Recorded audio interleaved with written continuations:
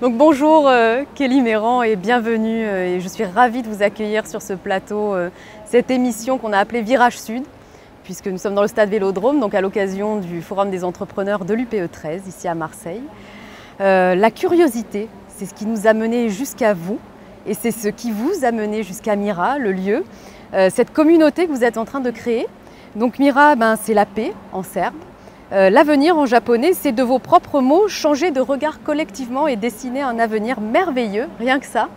Et vous avez choisi Marseille comme port d'attache après avoir tout quitté de votre ancienne vie dans la tech pour lancer ce nouveau tiers-lieu que vous espérez dans l'ancienne ferronnerie Piana dans le 7e arrondissement, un écrin absolument magnifique. Alors qu'est-ce qui vous a guidé sur ce chemin où presque tout reste à inventer ? Effectivement, j'ai commencé dans l'écosystème tech. Startup, c'est un écosystème dans lequel je me suis déployée pendant 7-8 ans. J'accompagnais des entrepreneurs et des entrepreneuses en phase de lancement avec cette idée de co-créer leurs produits ou services avec leur marché cible. Donc ça, c'était mon métier d'avant.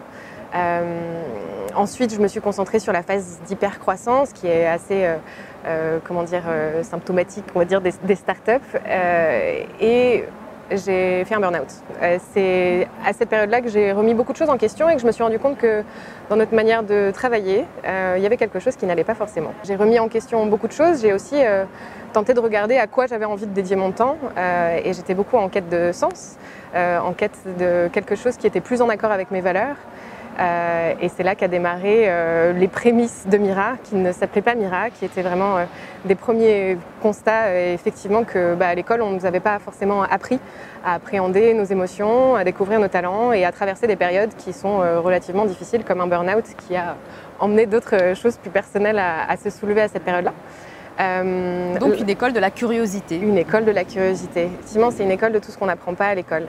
On n'apprend pas la connexion à soi, la connexion à l'autre et la connexion à la nature, qui sont un peu les 3 niveaux d'écologie qu'on souhaite adresser à l'intérieur de Mira. Parce qu'effectivement, c'est un tiers-lieu et ce qui vient colorer un petit peu ce tiers-lieu, c'est cette notion de curiosité qu'on peut mettre un petit peu dans toutes les activités. Pour vous, c'est quoi? C'est le premier niveau de l'engagement, du coup, la connexion à soi, à l'autre, à la nature? S'engager envers soi-même, c'est ça que vous voulez dire? Par exemple, s'engager envers soi-même, mais aussi s'engager dans la société ou s'engager à un plus haut niveau. C'est le premier niveau, c'est l'étape incontournable par laquelle on doit passer pour je crois. Il y a un terme que j'aime beaucoup et qui est assez central dans le projet Mira, on parle d'intériorité citoyenne. Je dois ce terme à Thomas Dansbourg, avec qui j'ai été formée à la communication non violente en l'occurrence. Cette notion d'intériorité citoyenne, c'est qu'on ne peut pas continuer à... Enfin, si je me fais violence à moi-même, je vais forcément faire violence aux autres et à la nature. Et donc, adresser un peu plus de connexion à soi, comprendre par quoi on est traversé et par quoi on est constitué, c'est un petit peu ça, c'est là que commence l'engagement et la citoyenneté, je crois. Alors, on parle beaucoup de tiers-lieux, ce qui va être, ce que vous espérez être l'avenir de Mira, donc dans cette ancienne ferronnerie, avec beaucoup de services différents qui vont se déployer, que vous êtes en train de construire avec une vraie concertation citoyenne, avec des besoins de quartier, et donc tout ça, ça se travaille vraiment de façon collective. Mais Mira va au-delà, puisque vous proposez aussi des services et des formations hors les murs. Donc vous connaissez très bien le milieu des entreprises, et là pour le coup, c'est vraiment dédié aux entreprises et surtout aux entrepreneurs. Donc vous y parlez aussi beaucoup d'intelligence collective et émotionnelle. Et justement, en quoi est-ce central aujourd'hui en termes de gouvernance et de management? C'est quoi l'enjeu? Effectivement. Pour revenir sur un point, la co-création est centrale dans ce projet, un petit peu à tous les niveaux. On part du principe où ce lieu doit être co-créé avec ses citoyens, et d'où le fait qu'on a lancé une campagne citoyenne, qui est d'ailleurs encore ouverte pour ceux et celles qui souhaitent y participer. Ça se retrouve sur le site mira avec 2a.fr. Et cette question de la gouvernance de l'intelligence émotionnelle, donc on parle de le rendre accessible à tous et à toutes, donc tous les citoyens et citoyennes qui voudraient en apprendre un peu plus sur eux-mêmes, assainir leur relation à l'autre et à la nature, mais aussi en entreprise. Dans le cadre d'une entreprise, d'une association ou d'une collectivité, on a lancé un projet qui s'appelle Organique, avec 2A aussi, .fr. Et l'idée ici, c'est d'adresser effectivement la gouvernance, l'intelligence collective et l'intelligence émotionnelle. On se rend compte que le système pyramidal tel qu'il est proposé dans l'entreprise classique ne fonctionne plus. On se rend bien compte que les aspirations des uns et des autres se sentent étouffées, c'est-à-dire que les talents de chacun, la prise d'initiative, la prise de décision, la place pour l'erreur aussi et la place pour l'engagement est beaucoup plus forte dans une entreprise dite libérée. J'ai passé beaucoup de temps pendant le premier confinement à essayer de comprendre comment fonctionnait une entreprise libérée, à passer des interviews avec des entrepreneurs et des salariés qui avaient implémenté une forme de gouvernance ouverte, partagée, horizontale, comme on l'appelle. Et ce que j'ai compris, c'est que le point commun, c'est effectivement la prise d'initiative et la responsabilisation de chacun. Une autre partie qui est assez importante, effectivement, dans une nouvelle manière de travailler, c'est de mettre les soft skills, donc le savoir-être. On ne regarde pas uniquement le savoir-faire, donc les compétences, celles qu'on a l'habitude de retrouver sur le CV, mais le savoir-être, ça va être la prise de parole en public, la créativité, la résilience, la communication, la collaboration. Tous ces éléments, tous ces ingrédients qui font qu'on peut avancer ensemble dans un projet commun. Et qu'on n'apprend toujours pas à l'école. Et qu'on n'apprend toujours pas à l'école, effectivement. Mais qui sont en fin de compte assez centrales dans ce monde où une des statistiques qui m'avait bousculée dans le dernier projet dans lequel j'ai travaillé, donc avant que Mira existe, on a 85% des emplois de 2030 qui n'existent pas encore aujourd'hui. Ça pose un peu la question de qu'est-ce qu'on doit apprendre si on n'apprend pas un métier. Et cette notion d'adaptabilité, et d'autonomie par exemple, qui sont deux soft skills, de compétences douces entre guillemets, qui ont été centrales dans cette période du Covid. On a appris qu'en réalité, travailler sur se renforcer soi-même et apprendre à se connaître soi-même, ça nous permet de continuer à évoluer dans le monde qui avance à toute vitesse. Qui avance. Donc justement, en parlant d'ailleurs de tout ce qui est démarche bien-être en entreprise, mais aussi démarche RSE, il y a beaucoup de nouveaux paramètres à intégrer pour les entreprises quand elles s'engagent dans cette voie-là, mais en fait maintenant elles n'ont plus tellement le choix non plus, hein, et c'est le moment, c'est le virage, c'est l'époque où on s'engage dans cette voie. Mais c'est autant de charges de travail aussi en plus pour les équipes. Le surengagement est-il ou peut-il être dangereux pour les entreprises ? Je pense qu'effectivement c'est l'élément le plus dangereux. J'ai écouté un podcast qui parlait justement du mécanisme ou de la manière dont on s'organisait aujourd'hui qui menait au burn-out. Parce que notre manière de s'organiser ressemble un petit peu à l'époque du Fordisme. Or, on a des métiers aussi beaucoup plus intellectuels, créatifs, qui nécessitent au cerveau de se reposer. Un temps de repos qu'on n'a que très rarement. Dans une entreprise, j'allais dire traditionnelle, sans cause ou raison d'être très puissante, effectivement, on a le manque de sens, on a un désengagement, ou bore-out comme on l'appelle. Dans l'ESS, c'est un peu différent parce que la cause, elle est immense.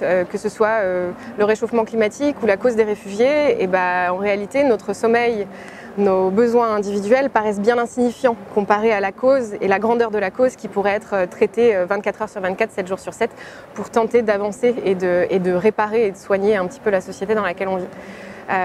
Et donc ce surengagement est hyper présent, c'est exactement ça qu'on souhaite adresser avec Organic, où actuellement on sélectionne des clients pilotes avec lesquels on va co-créer ce cursus pour adresser la gouvernance horizontale. Donc comment est-ce que j'implémente petit à petit la prise d'initiative à l'intérieur d'un collectif, d'une entreprise, d'une association, d'une collectivité, mais aussi comment est-ce que je laisse un peu plus de place à l'intelligence collective, aux soft skills, donc les savoir-être dont je parlais tout à l'heure, dont l'intelligence émotionnelle en l'occurrence. C'est d'autant plus important, un point que j'aimerais soulever, dans l'économie environnementale, sociale et solidaire, de poser un cadre hyper strict sur la mission et les objectifs pour éviter l'épuisement, parce qu'effectivement, quand on a mal cadré un projet ou une tâche, on va essayer de se surpasser pour avoir, entre guillemets, de meilleurs résultats et un impact d'autant plus grand sur ces causes-là. C'est comme ça qu'on crame les équipes. Exactement. Et si on crame tout le monde, il n'y a plus personne pour traiter ces causes, justement. Alors justement, si on devait faire un petit peu le tri, selon vous, quel devrait être le premier engagement des entreprises aujourd'hui, le prioritaire sur lequel travailler ? Oh là, j'ai une réponse un peu standard ici qui consiste à dire que l'engagement peut être sur tellement de causes et de thématiques, et je pense que c'est important d'être très proche d'une thématique qui nous tient à cœur personnellement. Ça peut être un engagement personnel aussi, l'engagement d'un entrepreneur, parce que quel doit être son premier engagement pour... Quel peut être son premier engagement Par quoi doit-il commencer ?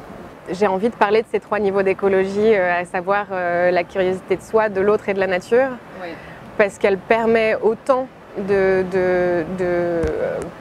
comment dire, se connecter à son besoin, à ses envies, à ses aspirations, à ses passions, qu'aux besoins, aux envies et aux aspirations des autres, ainsi que leurs limites, parce que plus je connais les miennes, plus je vais apprendre à respecter celles des autres.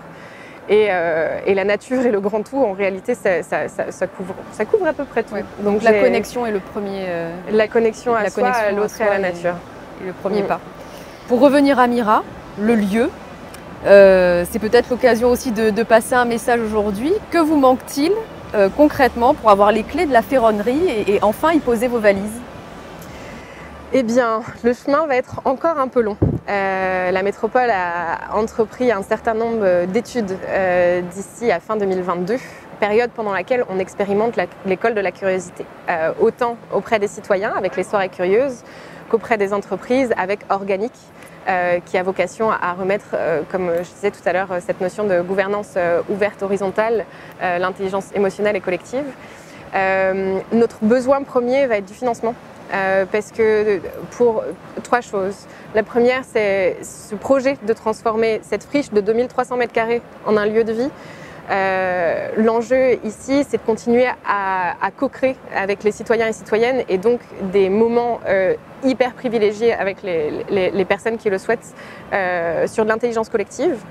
Donc c'est des ateliers, très concrètement. On a fait le premier il y a quelques mois maintenant sous le signe de la rencontre. Le deuxième volet, c'est comme ça. Le deuxième volet, c'est effectivement Mira hors les murs, où on a commencé à faire rayonner la curiosité à travers des soirées de la curiosité, comme je le mentionnais tout à l'heure. Et le troisième volet, c'est effectivement ce Organique qui s'adresse aux entreprises où on sélectionne clients pilotes. Et tout ça, donc on a un collectif avec une dizaine de personnes aujourd'hui qui gravitent autour du projet Mira. Et pour structurer tout ça et permettre autant à l'événementiel, à la concertation qu'au projet business d'éclore, on veut des soutiens financiers et des partenaires solides.